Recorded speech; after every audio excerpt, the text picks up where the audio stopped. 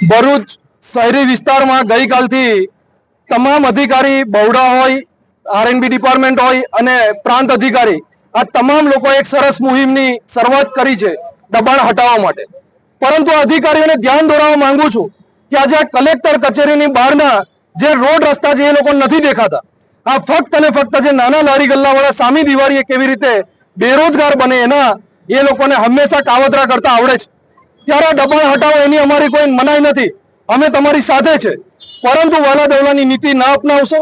હવે જે દબાણ હટાવવાની મુહિમ જ્યારે ઉપાડી છે ત્યારે સ્ટેશન રોડ ઉપર જે સિટી સેન્ટર છે એની બહાર જે સિનેમાનું જે ટિકિટ બોક્સ જે બનાવ્યું છે આ ટિકિટ બોક્સ પણ તાત્કાલિકના ધોરણે હટવું જોઈએ. ત્યાં પાર્કિંગની વ્યવસ્થા કરવી જોઈએ.